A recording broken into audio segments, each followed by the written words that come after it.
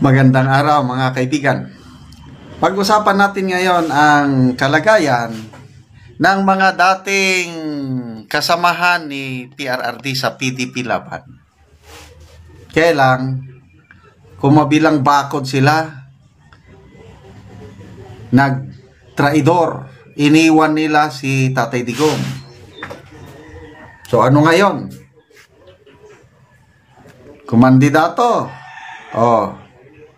Wala, diretso inidoro. Tatlo sila. Okay, ito. May post si Kipi Chu or si Crisette Laureta Chu. Ang ganda ng niya. Pinipersonal talaga ng Pinoy ang betrayals. Yung mag-traidor kami daw. Wala kang utang na loob.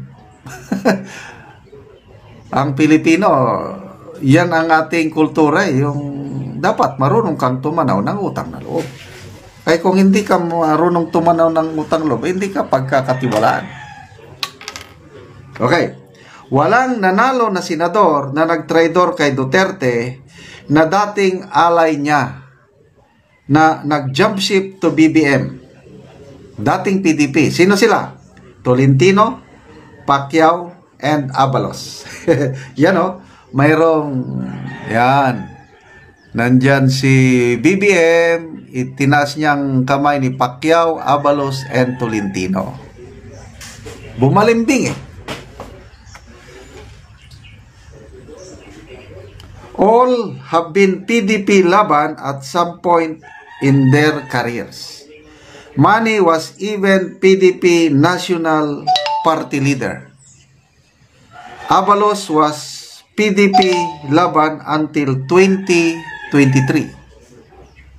Tolentino was PDP Laban until 2024. Excuse me. Presidente pa nga ng PDP Laban si Tolentino . So, nung nakita nila siguro na wala na, parang laos na si Tatay Digong. Umalis si Tolentino. Napunta sa BBM. Itong tatlong ito, sila yung kandidato ng Partido Federal ng Pilipinas ni PBBM. Kasi yung alyansa, 4 na partido yan. Partido Federal ng Pilipinas, ang kandidato nila, itong tatlong bumaliktad. Talo sila lahat. Nacionalista Party, panalo lahat ang Nacionalista Party. Cayetano, Villar, and Amy Marcos, although marunong si BP Sara, in-endorse niya si Amy at Villar. Anong nangyari? Nationalist People's Coalition, Lacson, Soto, and Lito Lapid, panalo lahat. Lakas CMD, isa lang ang lumusot. Erwin Tulfo lang, talo si Binay, Abi Binay, talo si Bong Revilla. So, dito lang muna tayo itong mga bumalimbing, nag-jump ship. Okay, tignan natin itong mananalo. They all left PRD as soon as it was inconvenient for them. Yang nanalo na hindi under kay Sara, hindi talaga pro Duterte to begin with. So, mas okay pa ito. Na kalaban, okay lang kalaban. Basta huwag kang mag-traidor. Sino sila?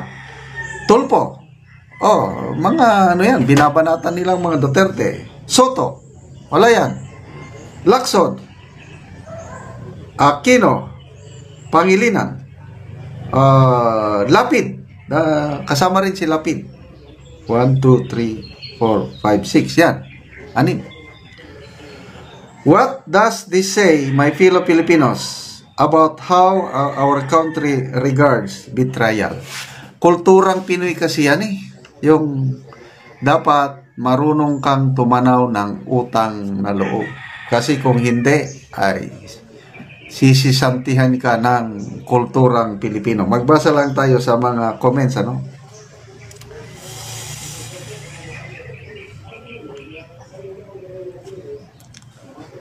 Bernadette Gumpal, people are watching. Kaya mag-isip na sila sa impeachment ni BP Sara kung saan sila kakampi. Dahil hindi makalimot ang tao kahit magpabaha sila ng ayuda, political career nila ang nakasalalay. Correct. Itong election na ito is sobrang baha ang ayuda but hindi nag-work. Tingnan mo.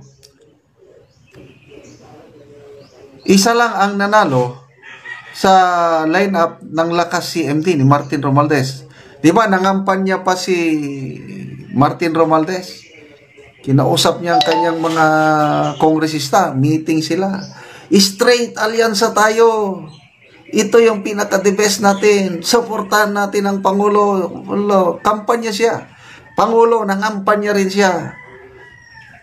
Let's vote for alyansa for a brighter future. O, ano ngayon? 5 lang ang lumusot sa kanila. Minus Pia Cayetano pa.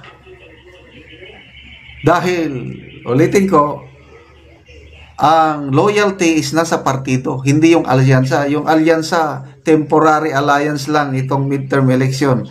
Ang loyalty ni Pia Cayetano is the Nacionalista Party ng mga bilyar. Okay? Margaret Tagalog, Merese. Yan, Cha Bohol, sabi, grabe pa ang ads niyang Abalos and Tolentino. Yes! Palagi kong nakikita tarpaulin anywhere na magpunta ako. Grabe, Tolentino and Abalos. Ganon din, Manny Pacquiao. Silang tatlo, gumastos ng grabe. Limpak-limpak. Anong nangyari? Wala rin. Kaya, wais na ngayon ang mga Pilipino. Lalo na ito, age of social media. Tignan nyo sa Cebu. Nagpunta pa ang Pangulo doon. Nagbenta pa ng tig 20 pesos per kilong bigas. Anong nangyari? Laking lamang ni Pampari 4. Halos 300,000 votes. Kaya, mag-iba na ang leadership sa Cebu. Ito, napakagandang pangyayari. Nakikita ko na 2028. Talagang BP Sara, president na. Kung ano ang nangyari sa US noon, grabe nilang persecution kay Donald Trump. Kaliwat kanan, kaso, assassination attempt. Voters ng Amerikano. Kung sino yung inaapi, doon sila. Return to power, Donald Trump. So ito rin, nakikita ko, the same thing will happen. Babalik ang mga Duterte sa Malacanang. Salamat sa mga nagmamahal sa mga Duterte. Okay.